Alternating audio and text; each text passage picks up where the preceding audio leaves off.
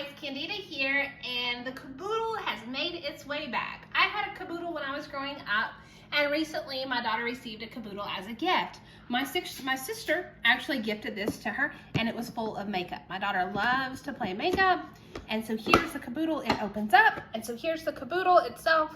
And so it opens up, it's got the mirror up here so you can see yourself getting ready, and it's got the place for all of your makeup. And then it's got the storage compartment down here. So it's got all of the different little cubbies that you can put all of your makeup in, keep everything nice and organized, and then you can get ready. What I also like about it is when we're on the go, my daughter can pack her crayons in the top and she can slide her color books in the bottom. And this is a way to have activities in the car. So not only can she make sure her lipstick's in here, but she can have activities. So all we gotta do is close it, boom, and we're off and going. So it is multi-purpose, and it's just a fun way to keep everything together, from your lip gloss to your coloring books. So I hope you found this review helpful.